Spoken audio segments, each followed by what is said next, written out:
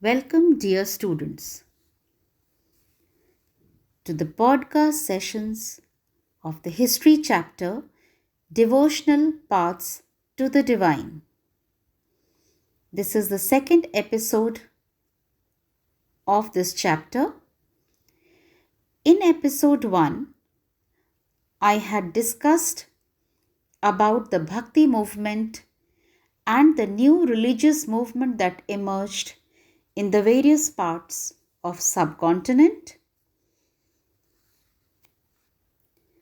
I had discussed about the new Bhakti leaders of South India, where they came up with new ideas, which was, although it had different ideology ranging from devotion to Supreme God to renouncing the world, yet what was important was that all these religious leaders believed in the equality of human being.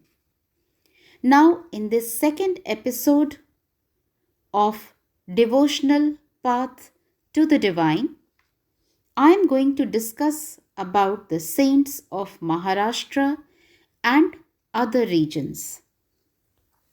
So, to start with, Maharashtra saw a great number of saint poets in the 13th to 17th century.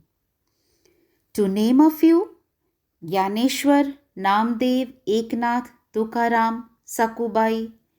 What was very important and obvious in this bhakti movement was that these saints used simple Marathi language where they sang songs to inspire people and to attract them to follow this new movement.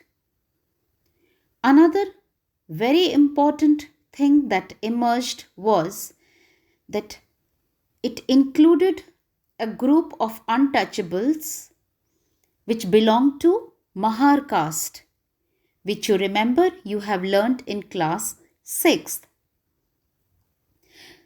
The ideology that this group followed was they rejected all forms of ritualism, all outward display of piety. They rejected all social differences, and they even rejected the idea of renunciation, which was preached by the saints of South India.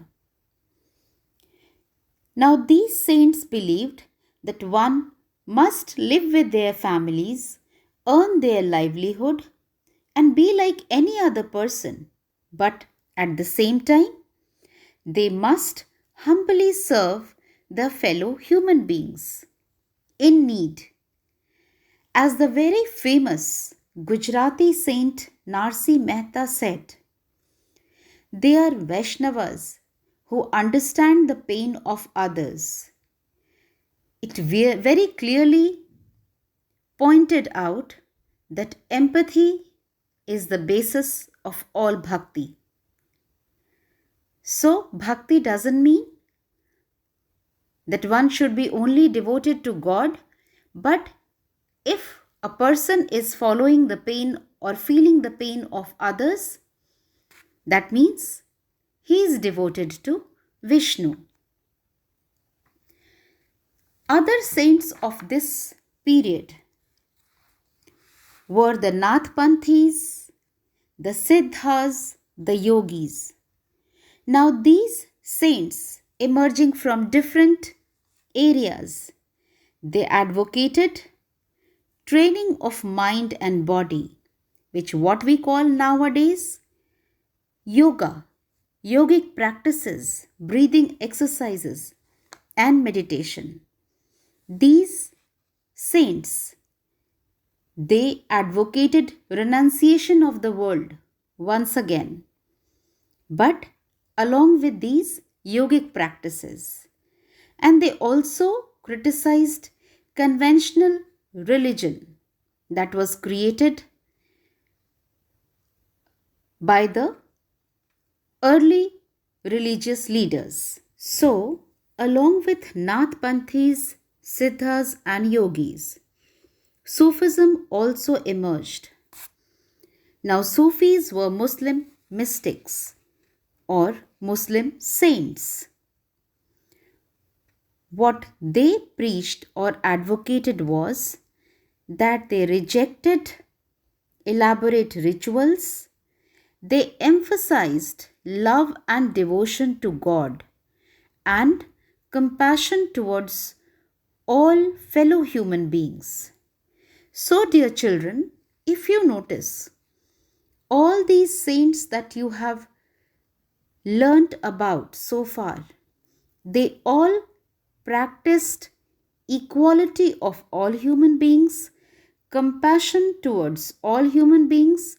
Some rejected elaborate ritual, but on the other hand, some emphasized on devotion to God. So, coming back to Sufism, Sufism rejected elaborate ritual, emphasized love and devotion to God, compassion towards all fellow beings. Now, there were some great Sufi saints of Central Asia like Ghazali, Rumi, and Sadi. These Sufi saints advocated or believed that heart can be trained to look at the world in a different way, where we are good to our fellow human beings. So it can be done through chanting, that is zikr, through contemplation, sama, through raqs, dancing, discussion of parables, breath control, etc. Thus, all these Sufi saints emerged as silsila, which was a genealogy of Sufi teachers. So, if you notice the Chishti silsila, I am sure you all must have been to this place. Correct. I am talking about Ajmer. Most of you must have been to Ajmer Dargah, which is Dargah of Khwaja Moinuddin Chishti. So, Chishti Silsila was one such genealogy. Other than this, you have Kutubuddin Bakhtiyar Kaki of Delhi. You have Khwaja Nizamuddin Aulia of Delhi, Banda Nawaz, Gisu Daraz of Gulbarga, and many more such genealogies. Now, all these saints, the Sufi masters, belonging to the same family, they discussed spiritual matters, they sought blessings to solve the worldly problems of others. They simply attended the music and dance session so that people could be made aware and people could be taught about spreading love and humanity. So, children, with this I end the second episode of this history chapter. Till then, goodbye.